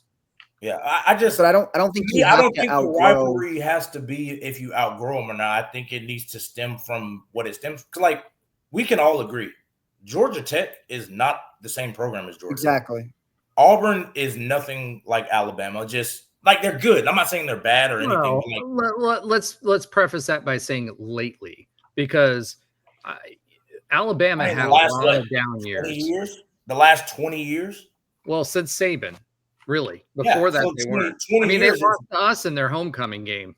Yeah, so that's what I'm saying. Like that's it. Back then, it was a lot of back and forth. Like now, it has outgrown, and I think even Georgia to Georgia Tech, like. Yeah, it leans Georgia, but like it's still right at this state. It's outgrown. Now, does that mean Georgia Tech? I mean, they almost won. Was it last year? They went in like 7 overtimes. But like that's what a rivalry game is. Like I'm not saying we are hands down clearly a better program than Cows. I think the difference is that the Cows are not a power program. If they were a power program, whether they're in Big 12 or anywhere else, I think you'd have a leg to stand on. But at this, I don't think you need that necessarily. Like there's examples of P5 versus G5 rivalries. It's still, I mean, the Iron Skillet, TCU and SMU. That I would say that I know SMU's in a Power 5 now as of last year, but that was a rivalry that had a lot of juice, and it was very similar. TCU moved up a conference and SMU stayed behind. Big 12 versus American. It's like exactly the same type of rivalry, and that rivalry still had a lot of juice to it. So I don't think that mostly, like you're saying, is mostly because both of them are based out of Dallas. They recruit pretty much the same players. All those kids know, and right. It's the same proximity. They also had power. They had power history. I mean, you think about the SWAC and the Big 8 and how all that went. There's nothing like that. Technically, USF does too. Big East. I mean, I'm just not the same. I mean, they were there was for a power conference. They were for a few years, right? And we ended up joining the same conference and wiped the floor with them. I guess to me, I don't see it the same way. There's a lot more history with SMU and TCU and all of those other programs. But you have to build that. That's what we were building with USF. And now it's just like, oh, we don't want anymore because, we're outgrowing. I don't know. I don't think that's one. Like, I feel like it's different saying you outgrew Marshall versus like USF, that there's a little, like, there's just more rivalry factor there. I think if you can build a rivalry, that would, like, I don't think we're going to build a rivalry with Florida because they already have their built-in rivals. I think we will if we achieve the success that we're supposed to, or we should achieve, right? Ultimately. So, all right, we're an hour and 30 in. I think we could argue this till the cows come home. But dad joke there for all you guys viewing. But there's one other thing that I want to cover real quick before we talk a little bit about baseball transfers and then get into the final few things of the show. And that is, you heard me talk about this lawsuit until we were blue in the face. Apparently Tre's getting paid. He's getting $60 and a bag of chips for his participation. But the NCAA did finally approve. There it is. Did finally approve the lawsuit for the NCAA. And what this means is that there will be a commission that will be in place. This commission will be reviewing every single NIL deal past $600. It does establish that there's up to 20 million. And I think something everybody's kind of missing on this is there is a contingency in that 20 million that it can be up to, I believe it's 20% or the percentage might be higher. I can't remember now, of the total media rights revenue of that particular participant, right? So it obviously skews higher for the folks that are in the higher dollar or higher revenue conferences. But you can pay up to $20 million and NIL will still exist, but the contracts will have to be reviewed by this commission for anything over 600 and anything that was signed prior to this going into effect, which will be July 1st. Okay. Will also be reviewed by the commission. So what that means is, let's think about Lee Hunter, who went to Texas Tech last year. He got $1 million bag, okay, to go to Texas Tech. That's why he left. We were talking about it at the time. We thought it was $800,000, but it was over $1 million. All of that money for all of those contracts that happened in the last year leading up to this had to be paid out already. If they haven't been paid out, now it can be ruined. It can be reviewed by this commission, and there could be consequences there. So I guarantee you that Lee Hunter was paid most of his bag already. But it goes back to what I was saying earlier about Texas Tech. Their total compensation to their players across all sports is $55 million. There are no guidelines specific to Title IX. So that means that Title IX is still in effect as a law. And that means that we skew towards basketball and football and revenue sports, but it still opens up more lawsuits if the Title IX, by Title IX folks. So this takes care of one problem. It creates the commission. So more of this stuff is documented. It has to go through the proper channels, which is good. but it still leaves open the loophole for Title IX. So there will be schools that push that, and I expect there will be Title IX lawsuits that come out of this as well. So, it's interesting. I think ultimately, is this good for UCF? Yes, I think it is. However, we're still going to be a disadvantage because it does not take care of the NIL problem, other than the fact that this commission is going to review and make sure it's done by the rules. But schools like Texas Tech can still spend $55 million on their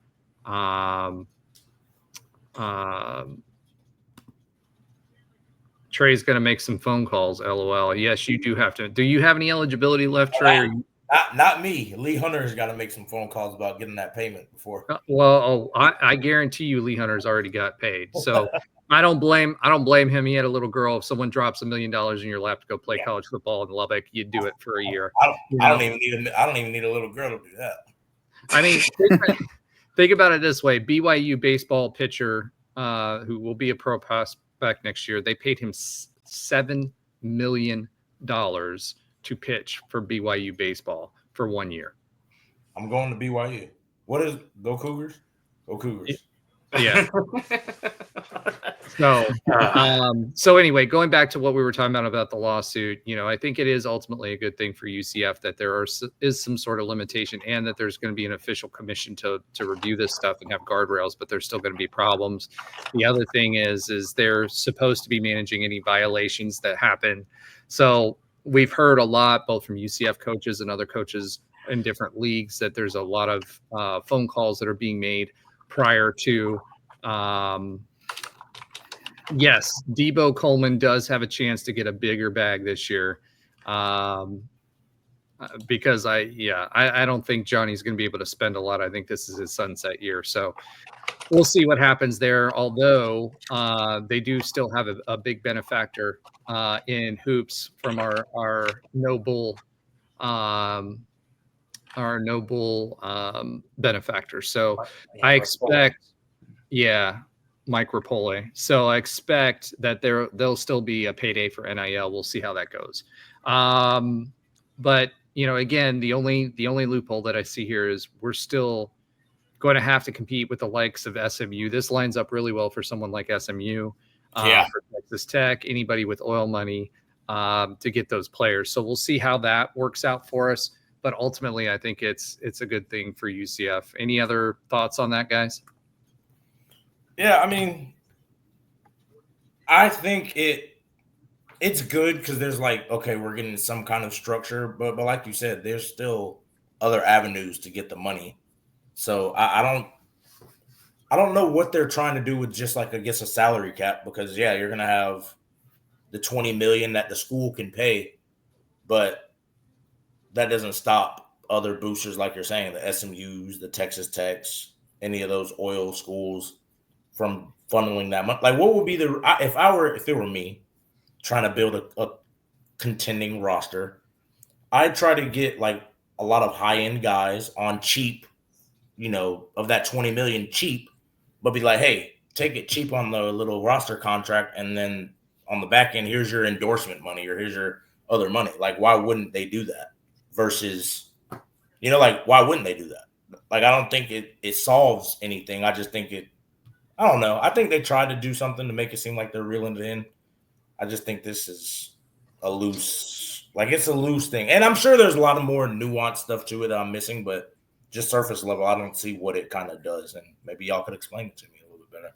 Well, ultimately, Mike is asking about the percentages and who would pay what. So, Mike, let me put it to you this way.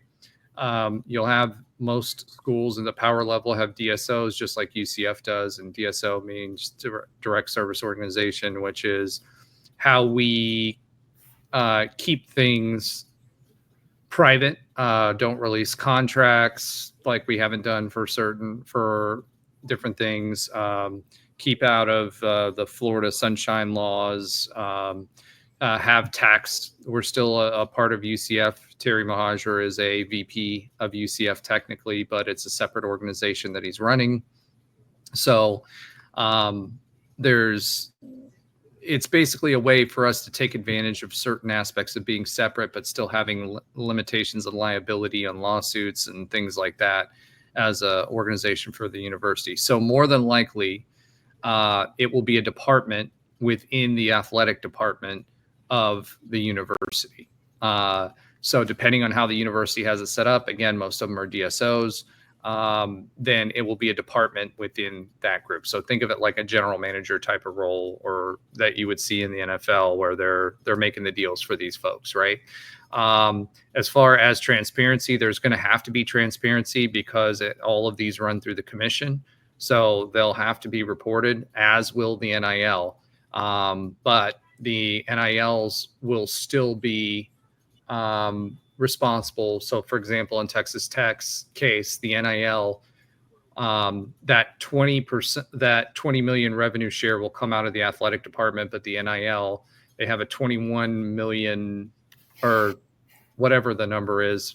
Actually it's 26, 27 million that they're going to be raising for NIL. 14 million of it is coming from the Red Raider NIL fund, like what we used to have. So in UCF's case, everything's being folded in to the department.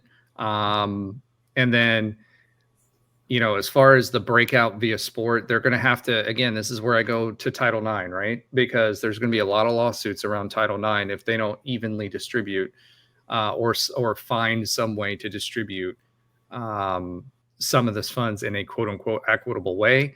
And there's no guidance right now on what equitable means. It's up to the schools. So I was just going to say, what does equitable mean? Well, there is no definition for it. So I think that's going to be fought in the court system, right? Because you're going to have people that say, I mean, look at what happened with USA Soccer, right? Or the Olympic teams or anything like that, right? You'd have to justify it either based on the revenue that's brought in by sport and break it down by percentage of that for the non-revenue sports. Or you're going to have to find some other metric to be able to break that down, because the scholarships, according to Title IX, have to be equitable in the sports. So it'll be really, really interesting to see how that happens and how I think ultimately it'll play out in the courts. I mean, there's no answer to that, Trey, unfortunately. Yeah, because we know football is the revenue driver of, I'd say, 99.9% of the universities. Yeah. So is it not, it would be unfair if football did not get 99.9% of the revenue. But being unfair by giving other school, by not giving football most of the revenue that they generate, because we all know football funds a lot of the other revenues. How is that fair? What's happening right now is there's a lot of schools, like think of the Stanfords of the world, that, why did they win the Directors Cup for so many years, right? It's because they had a bunch of Olympic sports in there that they funded, right? Yeah. So a lot of schools, what you're seeing them do is fold the Olympic sports that they had, the swim teams, the gymnastics teams, the whatever teams, right? And that actually is ultimately going to hurt the amateur system within the United States for the Olympic teams, because that's where they came from, right? Yes. But basically what you're going to see is a consolidation of the revenue that they would have spent on that redistributed back to the revenue sports, and a closing of many different sports, which is sad for collegiate athletics. But I think what you're going to see more of is schools eliminating sports so they get to the men's. UCF already has the minimum necessary sports required to be at the FBS level. So I think, ultimately that's what's going to happen. You're going to see less sports and more money. As far as how the percentages go, I don't know, man. You can make an argument in court and say the exact same thing, but nobody's had to make the argument yet. This was step one. So I think we're going to see more of that. I think you're going to see schools test the waters and see how far they can take it. There are other schools that are FBS right now that are smaller schools that have lower budgets, and they are, they lean on their baseball team, like the Chanticleers, right? They always have a really competitive baseball team, Old school. or basketball schools like Gonzaga or whatever else. Or well, they don't have a football team, so they're not a good example. But there are other football. Georgetown. They don't have a football team either. They do. Do they? Yeah, Yeah. it's FCS. But again, it's basketball is what drives there. Right. So it's gonna be it's going to be interesting to see how that works out, because if those teams are FCS, they don't fall under this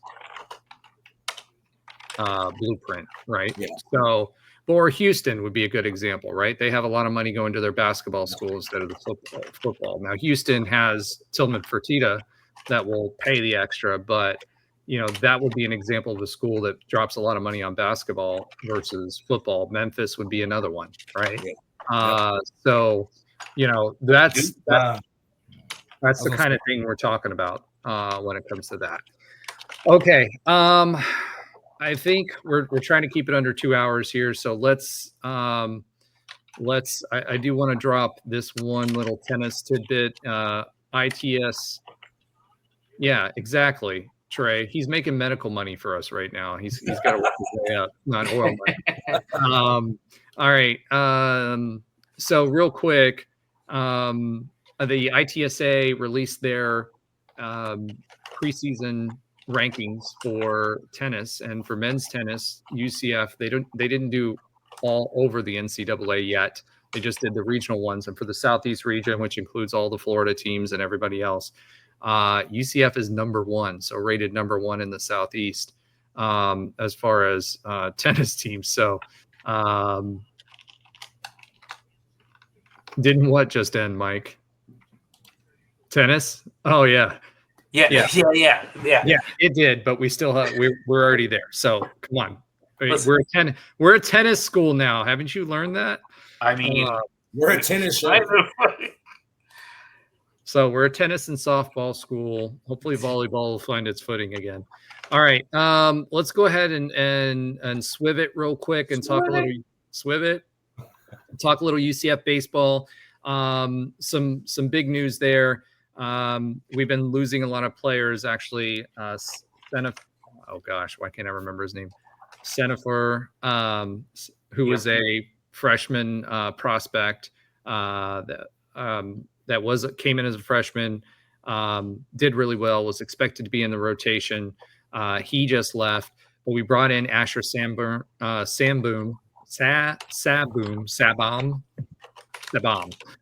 former Georgia right-handed pitcher, commits to UCF baseball. He's a big deal. Really solid player. We already have Sandifer, that's right, and get a bag from UF. So did, by the way, Ben's nephew, who we've been talking about quite a bit. Also, we are bringing in LSU's right-handed pitcher Chandler Dorsey. 6'4", 220 pounds, another really strong pitcher. If he sounds familiar, he did play for the Cows in 2024. In addition to that, we've got one of Asher Sabam's teammates, Kansas State University's own Blake Dean, that's coming in as well. He had all Big 12 honors as a freshman at Kansas State, and he had 29 appearances as a true freshman. So he's going to be a solid get from us, and that's right. Mason Wilson as well, Mike, the catcher from Rollins, also looks like he's going to be a really solid get. So he's got accolades out of the wazoo. And it was with third team All-American selection for the Tars as well. So we've got some solid talent coming in. I think we'll go into that a little bit deeper next week. Hopefully we'll have Ben here. But like I said, we're trying to keep it under 2 hours so that we can give you guys great content. Yes, Blake Dean hasn't announced yet, but is a good friend of Sabon. And he's following Norberto and Wally as well. Asher mentioned him in an interview with Brandon Hellwig from ucfsports.com to kind of giving a wink, wink, nod, nod as well. So yes, I think he is going to end up coming aboard. Chandler Dorsey did make it official as well today. So Mike, I think I just answered your question without reading it. So, all right. That's where we're at for right now. We're going to swivet from baseball. We'll come back to it again next week when we have Ben. There was a lot more football news than I expected, and we were out for a week. Yeah. We'll also save Coach Wash for next week as well. So let's go ahead and get to Alan's Oxymoronic stat of the week. Alan, what do you have for us? Yes. So basically, since we spent a little bit of time talking about UCF football today, just a random stat I came across last week I found interesting. So since UCF joined the FBS, there's been 10 seasons in which a running back has rushed for over 1,000 yards. And RJ Harvey is the only running back in UCF history since joining FBS in 1996 that has had back-to-back 1,000-yard seasons. You would have thought it would have been Kevin Smith, but in 2006, he was at 987 yards, just went under. And then there's only one other season in UCF history since 96 that there's been back-to-back 1,000-yard rushers. Now, that season, it was those 2012, 2013, and it was two different players. So RJ Harris is the only one that is the same player. Can you guys name those two players in 12 of the 13 that went back-to-back 1,000 yards? 12 and 13? Yes. Two backs who went back-to-back 1,000 yards in 2012 and 2013. So that was Murray and Storm. Boom. I was just going to say that's Bortles' years. So Storm was coming out, but that's even Mike got it after the second. Yeah, but he said it after Tre said it, so I don't think that counts. I think that's like searching on Google or whatever. Yeah. I thought that was interesting that no one had ever done 1,002 back-to-back seasons at the same player other than RJ. I definitely thought 24K, whatever, someone else, but seems like, a lot of those guys had more than one good season, but they got injured one year, the year before, the year after they had a great season, or a new running back emerge, or there's just multiple running backs. But I thought that was interesting because you've had a lot of good running backs. I will tell you this: Latavius Murray was a beast. A beast. And then when it came to Storm Johnson, that guy should have had a much better should have had a great NFL career, but he kind of screwed himself right before the draft. But he's had because he's still playing, I think, in the Canadian Football League. So he was a great back. I think he would have made a lot of noise in the NFL if he would have made some better decisions pre NFL draft day. But that is an interesting fact because I did not expect that at all. Okay. With that being said, let's go ahead and swivet once more. Now he doesn't say it. Thank you. Late swivet. My goodness. To Josh's sometimes funny fact of the week. Josh, take it away.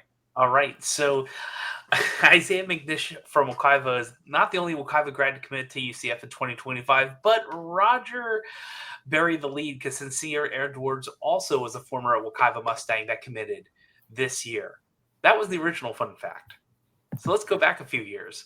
Which former CFP national champion Wekiva Mustang came back to UCF as a senior, as his former team went back to back, crushing the CFP 2 years straight?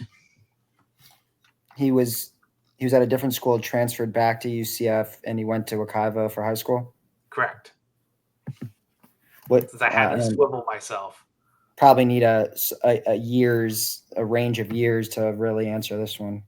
Well, let's talk about. I gave at least one hint in the former CFP national championship and back-to-back, and that second year in the back-to-back, they crushed a current conference mate, like crushed. Like so 60 Cincinnati, something. so it's someone from Alabama because they beat Cincinnati. You said, wait, former conference mate or current conference mate? Current conference mate. Or it could have been Georgia beating TCU.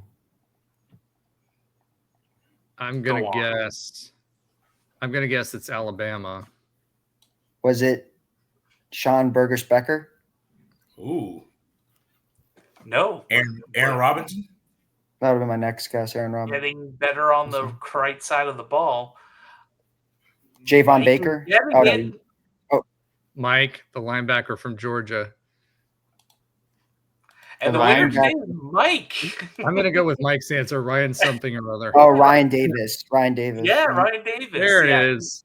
Yeah, good job. But look, Mike shares the dub this week with Alan. Normally, I'm pretty good at these, but this week, it was obscure because the easiest one is currently on the team in a relative story that you heard in the last 6 months, but that's okay.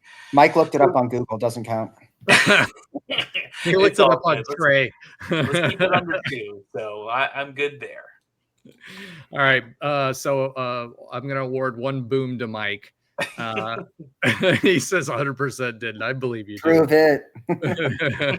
I believe you. It's just like Tre used to, undercut all my. Him and Ben used to steal all my score predictions. So I made him. I always ended up going last. All right, let's go ahead and swiv it one last time to the quick update on other UCF sports that Alan does not watch. Josh, what do you have for us this week? Got more stuff from me, so we'll keep it quick. UCF Rowing's Hannah Lovejoy is one of 57 athletes to earn an All-American honor. This is the 4th night with All-American honors in rowing. As a reminder, the Knights claimed their first Big 12 title and aided her crew to a program-high 15th place in the NCAA championships. Fadi Baidan is joining the men's tennis team because we're a tennis school. We had 2 people joining our team recently, but Fadi is who I wanted to highlight because he's the 3rd highest ranked player from Lebanon and a top junior. And even better than that, he is currently has wins over the former junior world's #1, the current 30th ranked collegiate player in the NCAAs, and an ATP Tour top 200 player to date. So he'll be a freshman coming in. So we have a couple of great tennis players that are coming in because people want to be here maybe at UCF too, but definitely at the USTA and in Lake Nona. It's definitely a great collaboration we have down there. Josh, just food for thought. Probably next time lead with the other stuff because I'm not sure how competitive Lebanese tennis is. So I probably wouldn't have come I'm going from press releases, man. Maybe Lebanon is like the UConn of football players. They have a couple of really great ones. I don't know. But he's from Beirut from what I read. But hey, listen, UCF puts out the press releases. I take pieces from them. All right. So that'll wrap us for this week. Next week, we'll go back to baseball. We'll also go back and talk about the new hoops coach. I want to thank everybody who tuned in, Mike, for participating. Thank you for putting up with our shenanigans. We did pick up several new followers in our off weeks. So I don't know if that means that we should just have more off weeks so we pick up more followers or how that works. But either way, we appreciate it. Those of you that are listening or viewing after we go live, we appreciate you too. Make sure to comment if you don't agree with something that we talked about, or, if you have a question or something you want us to include, just make sure you let us know for next week. Other than that, I'm so glad to be back with a tan/burn. Go Knights and charge on. Charge on, baby. Do you keep this after hours thing if it's just you on the mic, Roger, or is it only me when I'm here?